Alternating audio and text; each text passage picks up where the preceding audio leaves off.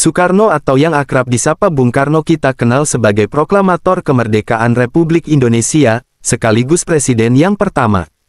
Kita sebagai warga Indonesia harus tahu kisah hidup Soekarno. Dikutip dari buku Soekarnoku, Soekarnomu, Soekarno Kita, 2018 oleh Hasna Wijayati, Soekarno lahir di Surabaya pada hari Kamis, tanggal 6 Juni tahun 1901. Dia lahir dari pasangan Raden Sukemi Sosrodihardjo dan Ida Ayu Nyomanra. Raden Sukemi adalah bangsawan keturunan Sultan Kediri. Sedangkan ibunya orang Bali berkasta Brahmana, karena merupakan keponakan Raja Singaraja yang terakhir. Dalam buku Selangkah Lebih Dekat dengan Soekarno, 2018 karya Aji Nugroho, dijelaskan Soekarno lahir dengan nama Kusno Sosrodihardjo. Namun karena sering sakit di usia 5 tahun, namanya diganti menjadi Soekarno. Orang Jawa punya kepercayaan bahwa anak yang menyandang nama terlalu berat akan sering sakit. Nama Soekarno berasal dari nama panglima perang di dalam kisah pewayangan, yaitu karena yang diucapkan menjadi Karno. Awalan, Su, memiliki arti baik. Meski keturunan ningrat, kehidupan keluarga Soekarno tidak bergelimang harta, apalagi saat itu penjajah Belanda masih berkuasa. Namun dia masih bisa bersekolah di sekolah Belanda HIS pada tahun 1908. Dia lalu berpindah ke Ropise Lagere School ELS yang berada di Mojokerto. Ia menamatkan pendidikan sekolah dasarnya pada tahun 1919. Selanjutnya, Soekarno melanjutkan pendidikannya di HBS Hogere Burger School di Surabaya atas bantuan teman ayahnya, yaitu Hos Cokroaminoto. Cokroaminoto juga memberikan tempat tinggal untuk Soekarno. Bersama Cokroaminoto, Soekarno mendapatkan ilmu yang luas dan sering bertemu tokoh-tokoh perjuangan, seperti Agus Salim, Abdul Muiz, Alimin, dan lain-lain. Soekarno pun mulai aktif dalam kegiatan perjuangan, seperti Trikoro Darmo yang kemudian namanya menjadi Jong Java.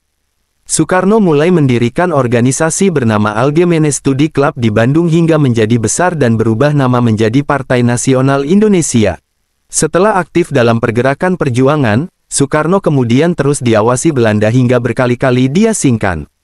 Dilansir dari buku The Uncensored of Bung Karno, Misteri Kehidupan Sang Presiden, 2016 oleh Abraham Panumbangan, salah satu penyebab Bung Karno ditangkap adalah saat berpidato di Yogyakarta dengan lantang menyebut Belanda imperialis. Pada tanggal 29 Desember tahun 1929, Soekarno dipenjara di Sukamiskin.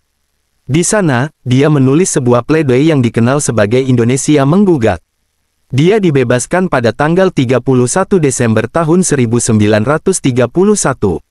Setelah itu, dia beberapa kali diasingkan, seperti ke Flores dan Bengkulu. Masa pengasingan justru membuat dirinya semakin kuat dalam melawan Belanda. Dia membuat rencana-rencana dan gagasan untuk menuju kemerdekaan. Ketika masa pendudukan Jepang, Soekarno dibebaskan pada tahun 1942. Jepang pun memanfaatkan Soekarno dan sejumlah tokoh untuk menarik perhatian masyarakat Indonesia. Setelah melalui berbagai perundingan, Jepang dan para tokoh Indonesia sepakat membahas kemerdekaan melalui sidang BPUPKI dan PPKI. Rupanya tokoh muda tidak begitu senang dengan kemerdekaan yang diberikan oleh Jepang. Mereka menginginkan Indonesia merdeka bukan dari pemberian. Dilansir dari situs setnek.go.id, tanggal 15 Agustus tahun 1945, sekitar pukul 22, terjadi perdebatan antara Soekarno dan pemuda di Jalan Pegangsaan Timur nomor 56. Hairul Saleh meyakinkan Soekarno bahwa ribuan pasukan bersenjata siap mengusir tentara Jepang untuk melakukan revolusi. Bung Karno menolak karena khawatir terjadi pertumpahan darah yang bakal menghilangkan banyak nyawa. Selain itu, Bung Karno merasa kemampuan tentara Indonesia tidak cukup kuat melawan Jepang.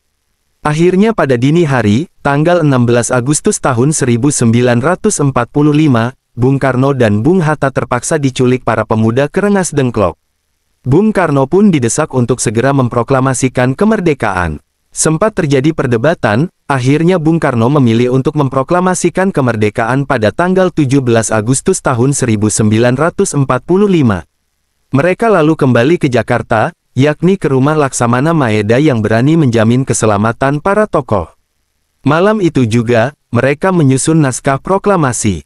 Istri Soekarno turut menjahit bendera merah putih. Akhirnya kemerdekaan diproklamasikan oleh Soekarno di rumahnya, Jalan Pegangsaan Timur No.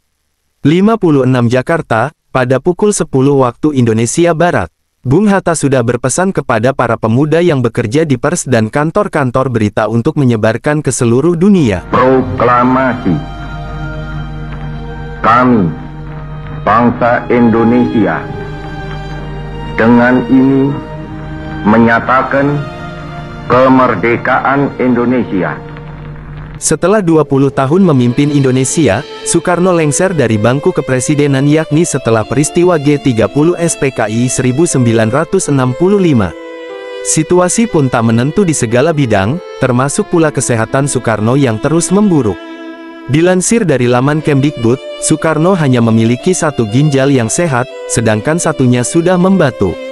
Setiap hari, Bung Karno harus minum madu Arab dan 10 vitamin setiap pagi.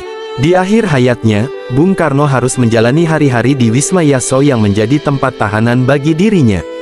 Dia sulit berhubungan dengan orang lain, termasuk keluarganya sendiri. Penjagaan ketat oleh tentara diberlakukan di sana.